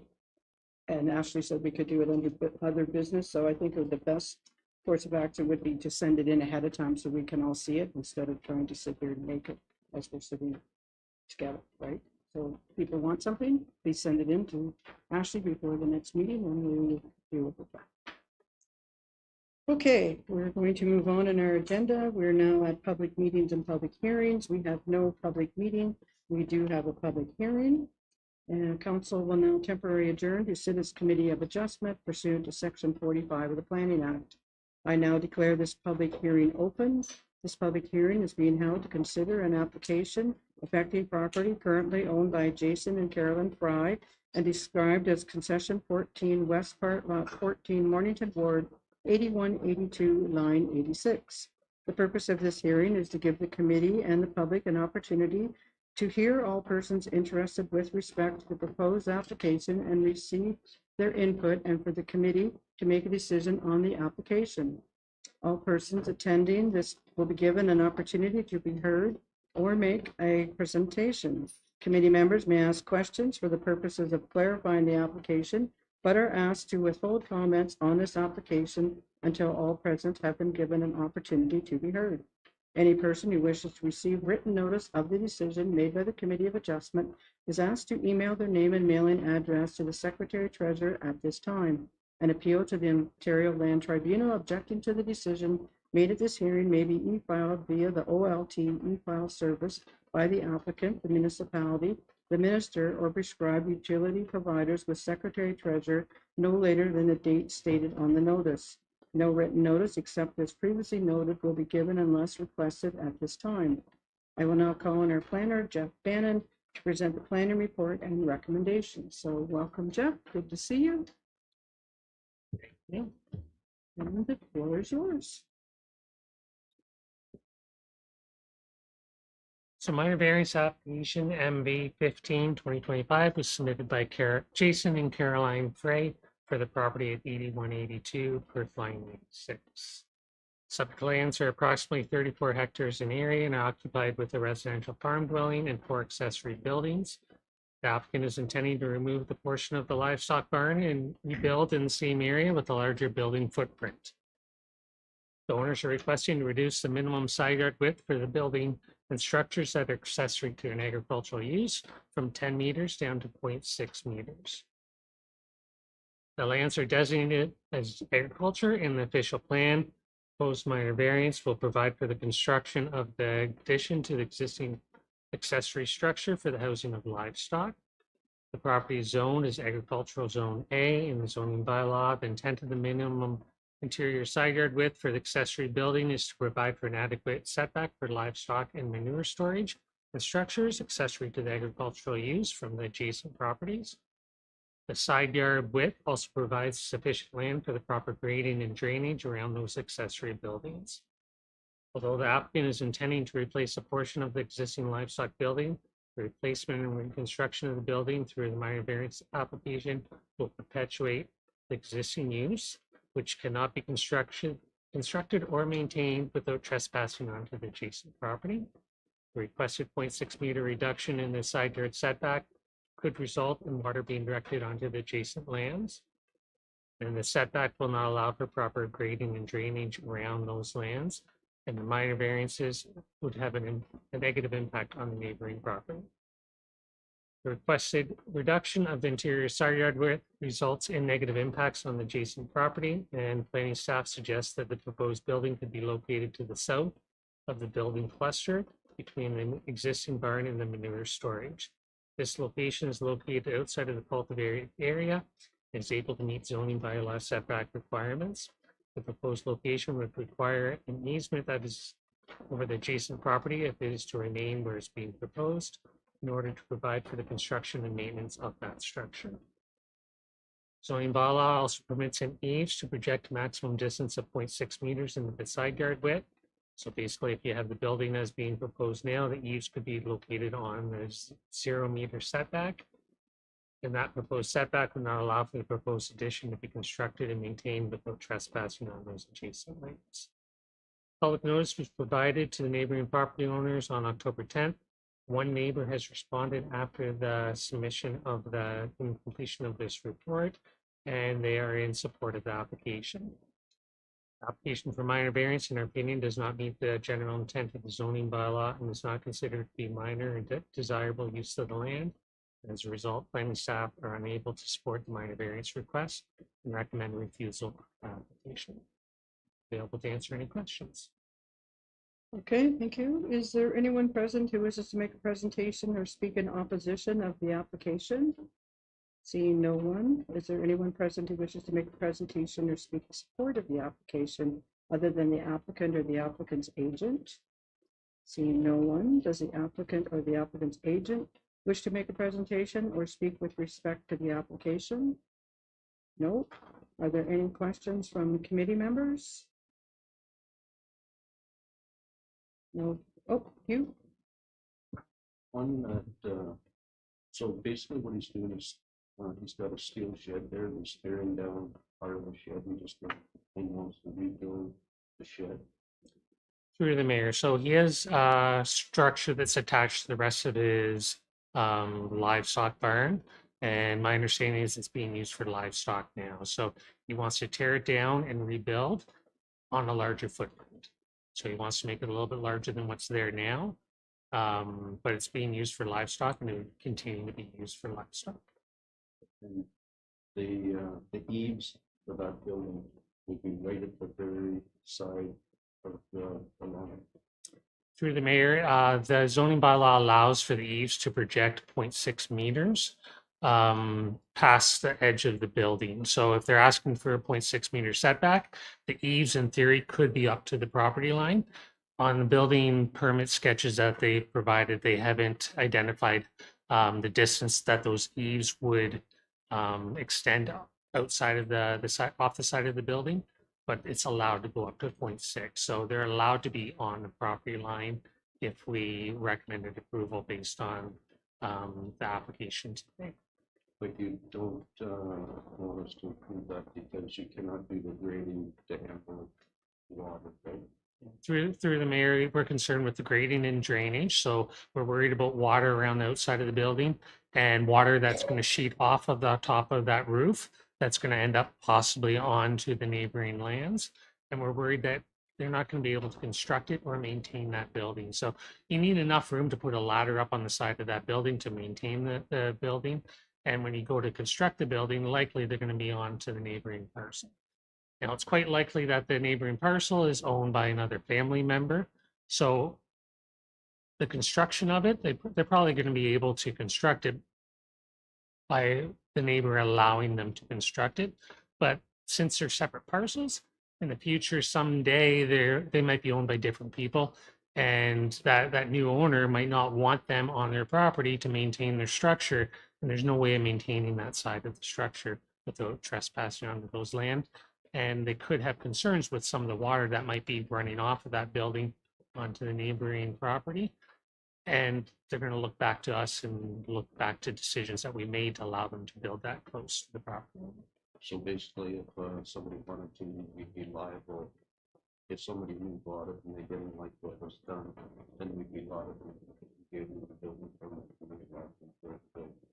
Through the mayor, they're going to be aware that we allowed that situation to occur, and you're going to be dealing potentially with complaints in the future if you allow them to build that close to the lot line and they can't actually maintain their building.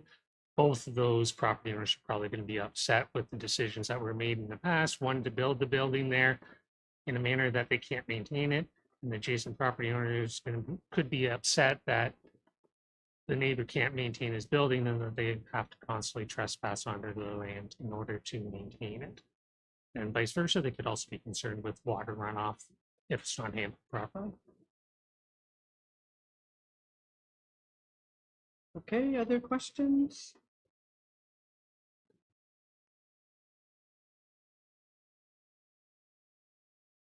The committee will now consider a motion regarding the application. And the motion is that the Township of Perth East Committee of Adjustment refuse application file MV 15-2025 submitted by Jason Fry for lands described as West Part Lot 14, Concession 14, Mornington Ward, Township of Perth East, municipally known as 8182 Perth Line 86, as it relates to number 1, relief from section 6.3.3.1 to reduce the minimum side yard width for buildings and structures accessory to an agriculture use from 10 meters to 0.6 meters. Do we have a mover and a seconder? Hit the mic, let's. Moved by Hughes, second by Amanda. Any more comments or questions? All those in favor? Opposed? Carried. I declare this public hearing closed. Thanks, Jeff. Thank you. Enjoy the rest of your night. You too. Okay, we have no reports from none of the departments, so I'm not going to read them all out. We're just going to jump right down to correspondence. So our first item of correspondence is from Ashley Schneider, and it has to do with the speeding concerns on Gerber Drive. And I will let Jake maybe address this first. Sure. Thanks, Mayor. It's just to highlight for council's awareness, there was a similar request brought back in 2023. My council report in October 2023, based on the decision of council, there were a couple of stop signs put in at the intersection of Cobalt Street, becoming a four-way stop to ideally minimize traffic. That was the minimize speeding through that area, which was kind of the intent of the initial correspondence. There's, in my opinion, I think there's a lot of streets that are very similar in nature or use within Milverton. I haven't specifically taken any data on this stretch of street, but I would caution council a little bit that anything we might implement there, we may be setting a precedent for any of our other streets. But certainly it's if council wishes, I can prepare a report with some findings, but I would also suggest that it might look similar to what I've provided before with some of the adjacent streets. Okay, any questions for Jake? If not, we do have a motion. We'll see where it goes. Yeah, okay. That Council of the Township of Perth East received the correspondence from Ashley Snyder, Milverton resident, regarding speeding concerns on Gerber Drive, Milverton, for information. We have a move and a seconder for that. Good.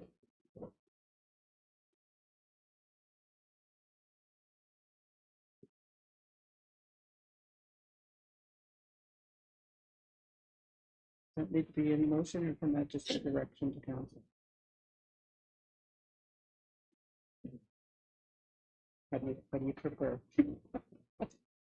Sorry. Okay, all right. So. Okay, so then that manager of public works corresponds with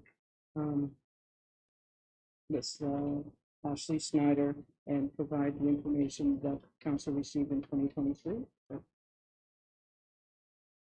Okay, and what we did and any measures we've taken. Okay, is that clear as mud? So he was moving. Seconder? Bob, any more comments or questions? Oh, sorry, Jeremy. If I don't recognize you, just yell at me. Yeah, that's okay. Sorry. The one point about the increased signage, perhaps in Jake's correspondence, like I think in the past when community has asked for increased signage, we asked them to, like, they would pay for it themselves, like whether it's children at play signs or things like that. Just passing that along to them, perhaps that, you know, if they were able to provide funding for them, that we would install them. I think we've done that before, if I'm not mistaken. Yeah, through the mayor, there is a policy around specific signage that can be requested and funded by the resident. So I can certainly ask them along that policy. Okay. All those in favor of the motion? Carried. Okay, the second item of correspondence is from the Optimist Club of Mornington and the Lions Club of Milverton. And it's for a road closure for on December the 12th, when we have the annual parade of lights. Any questions on that? Not, we have a motion that Council of the Township of Perth East receive the correspondence from the Optimist Club of Mornington and the Lions Club of Milverton dated October 22nd, 2025, regarding a request for temporary road closure on December the 12th, 2025, for the 2025 Parade of Lights for information, and that council approve the route for the Parade of Lights starting on Industrial Drive, west on Sipple Street, south on William Street, east on George Street, south on Main Street, and dispersing on Wilford Street in the Milverton Ward on Friday, December the 12th, 2025 at 7 p.m. until 9 p.m. Storm date of Saturday, December 13th, 2025, in order to accommodate a parade sponsored by the Optimist Club of Mornington and the Lions Club of Milverton, and that the event organizers provide sufficient volunteers necessary to control detoured/rerouted traffic, and that the certificate of insurance state that the corporation of the Township of Perth East in the County of Perth be added as an additional insured, but only with respect to their interest in the operation of the named insured. Okay, we need a mover and a seconder. Moved by Andrew, second by Hugh. All in favor? Okay, the next piece of correspondence we have is from Todd Kiesenberg. He's the board chair of the Perth County OPP detachment, and they're requesting support for a delegation to be held at Roma in January in Toronto. Any questions on that, Hugh?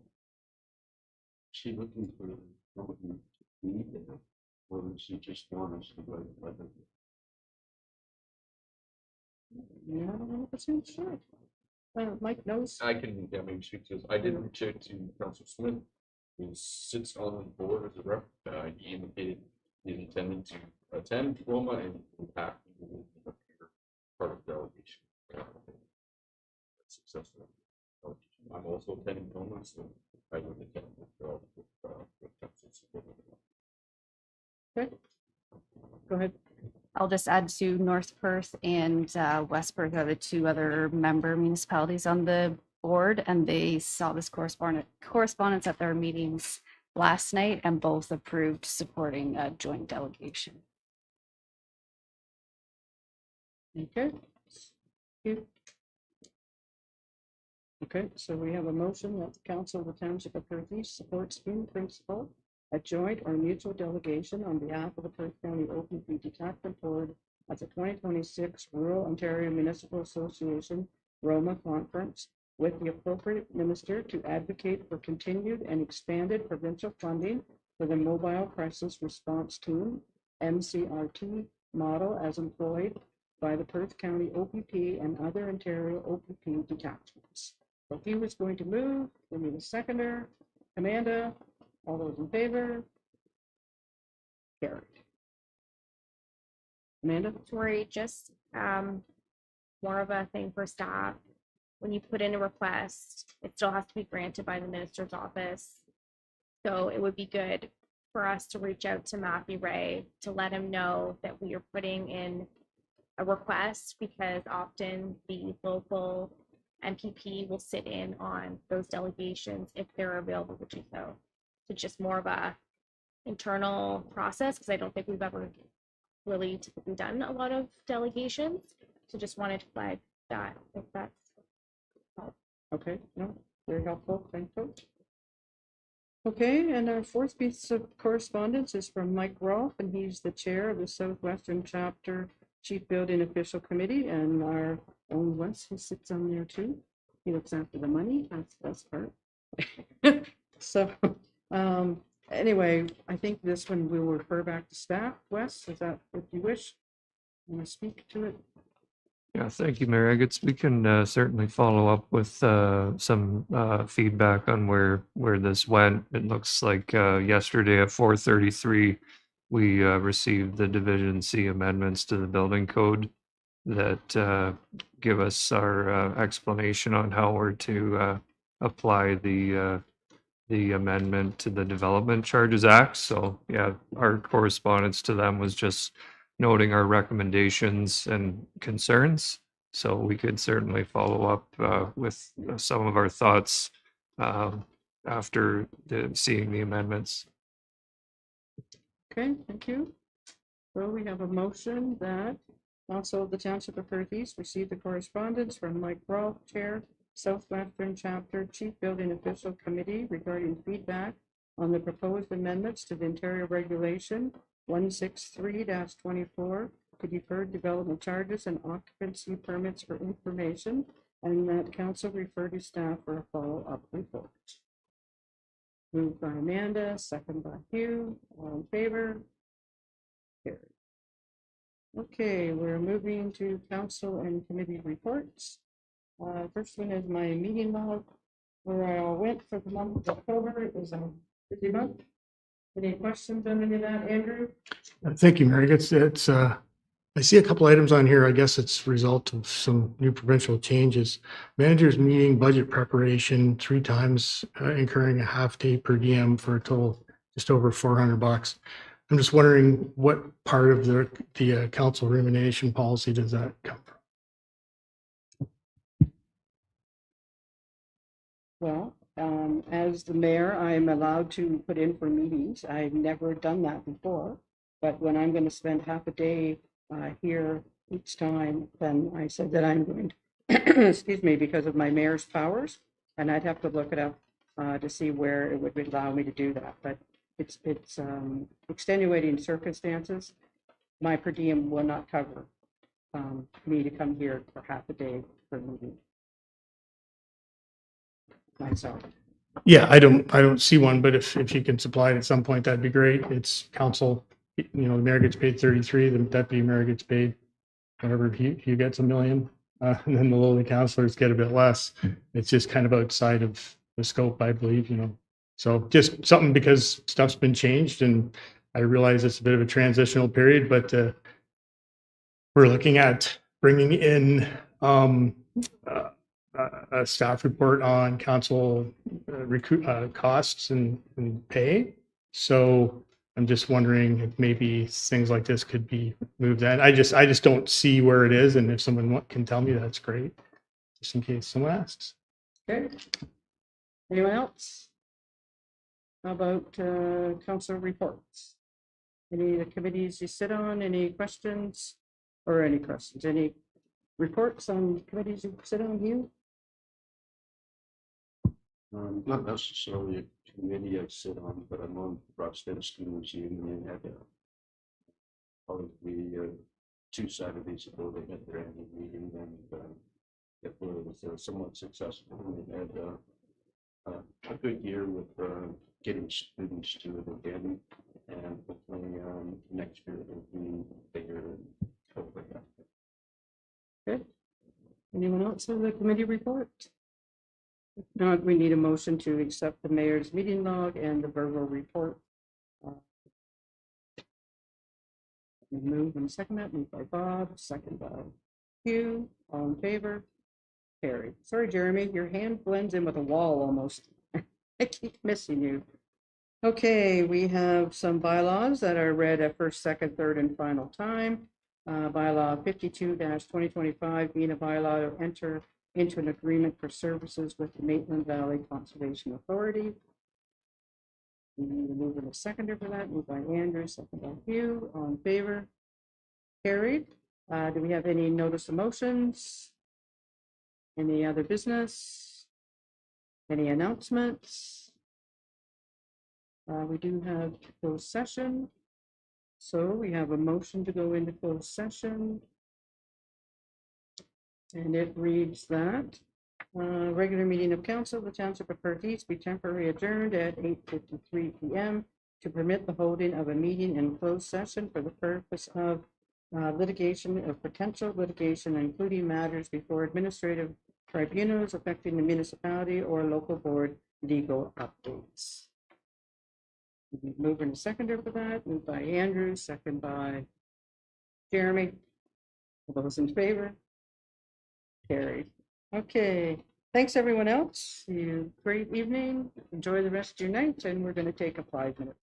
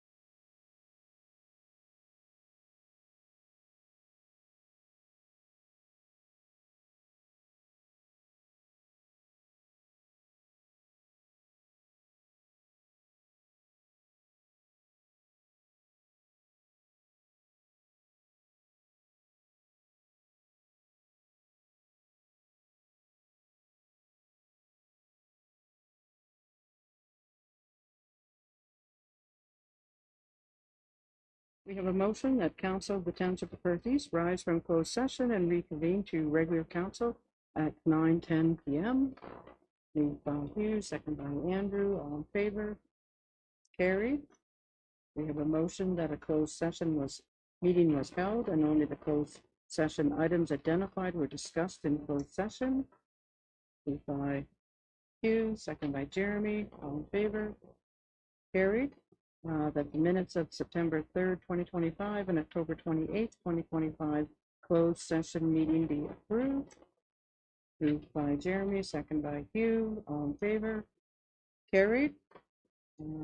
That bylaw 53-2025 being a bylaw to confirm the proceedings of council of the Township of Perth East at its regular meeting held on November 4, 2025, be read a first, second, and third time. Moved by Bob, second by Jeremy, all in favor? Carried. And the last motion of the night is that the meeting of council be adjourned at 9:11 p.m. Moved by Amanda, second by Jeremy, all in favor? Carried. Thanks, everyone. Good night. Bye.